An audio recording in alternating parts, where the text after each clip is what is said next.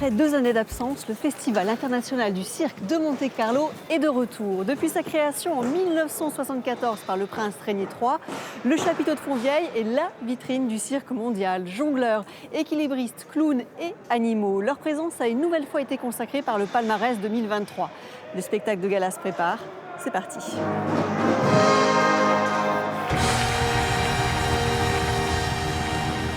Comme un Oscar à Hollywood ou une Palme d'Or à Cannes. René Casselli, sa sœur et sa femme récompensés par le Clown d'Or du Festival de Monte-Carlo. La distinction suprême pour les descendants de cette famille allemande, référence dans le dressage des chevaux, venu à Monaco avec un numéro spectaculaire. C'est un exercice unique, une colonne à 3 à cheval que nous n'avons jamais plus vu depuis 1910 par les frères Frediani. Sous le chapiteau de Fontvieille, les tigres succèdent aux chevaux. 10 fauves prennent la pose, sollicités par la seule voix de Bruno Toni. Récompense, un clown d'argent pour ce jeune Italien dont la famille dresse des tigres, des chevaux et des éléphants depuis plus d'un siècle. Bruno Toni revendique un dressage tout en douceur pour ces bêtes nées en captivité. Il apprécie d'autant plus sa récompense à Monaco que l'interdiction des animaux sauvages dans les cirques gagne du terrain ailleurs.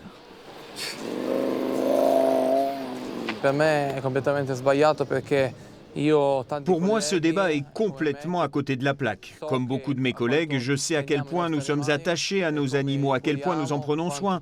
Nous passons la plus grande partie de nos journées avec eux. Ils sont traités comme des membres de la famille. Ceux qui sont pour l'interdiction sont des gens qui ne sont jamais venus dans un cirque, en tout cas, pas dans un cirque qui fait les choses bien. Depuis la création du festival en 1974, chaque édition a eu son numéro d'animaux sauvages. C'était la passion de Régnier III, passion partagée par Alain Frère, l'ami du prince, qui n'a manqué aucun de ses rendez-vous. Aujourd'hui, il se refuse à croire que tous les animaux devront un jour tirer leur révérence. Les éléphants, à mon avis, c'est trop compliqué. L'éléphant, on ne verra malheureusement plus d'éléphant au cirque. Mais je pense qu'un jour reviendra où on reverra encore des faux présentés à la manière de Bruno. Il faut voir que les animaux ne sont pas traumatisés. C'est donc un dialogue entre l'homme et l'animal, un dialogue d'amour entre l'homme et l'animal. C'est comme ça qu'il faut le concevoir. Les animaux, les clowns et les acrobates, composantes du cirque traditionnel que le Festival de Monte-Carlo défend. La princesse Stéphanie tente de le faire inscrire par l'UNESCO au patrimoine culturel de l'humanité.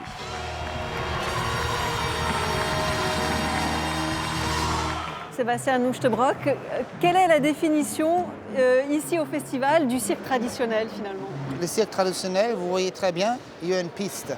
Et dans la piste, il y a la sueur, la terre. Et pourquoi ça? Parce que ça vient de chevaux. C'était le cirque avant, dans le XVIIe siècle, c'était l'art équestre. Bien sûr, les temps ont changé, on présente moins d'animaux que dans les années précédentes. Pourquoi pas? Parce qu'on n'aime pas présenter des animaux, mais on a maintenant très peu. Dans quelques pays, c'est déjà interdit de présenter l'animal. On dit toujours aux gens, il faut venir au cirque, il faut venir aux répétitions. Ce matin, on avait une répétition pour les enfants ici de Monaco et on les fait voir comment ça se passe dans le cirque. Alors, le Festival international de Monte-Carlo, c'est vraiment une vitrine mondiale et forcément, la géopolitique doit un petit peu s'inviter. Donc, de quelle façon? Les plus grands, les plus célèbres écoles, ils sont à Pékin, à Moscou, mais également aussi à Kiev.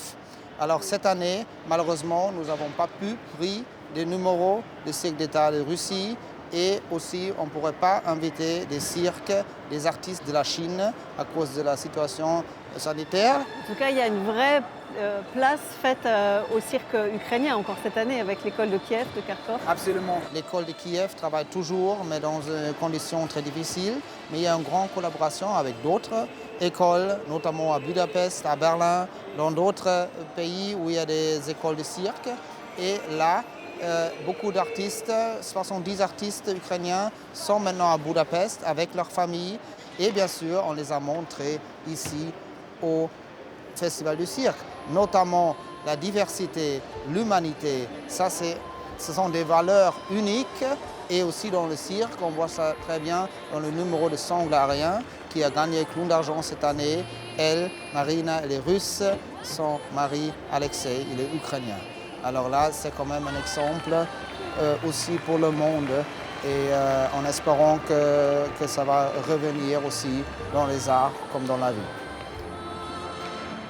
Merci Sébastien. On va se quitter avec une citation du prince Régnier III qui donne sa vision du cirque, un univers à part où l'on ne s'étonnerait pas de voir les bêtes parler et les hommes s'éloigner au-dessus du chapiteau dans un rayon de lune. C'est à voir ici à Monte-Carlo jusqu'à dimanche.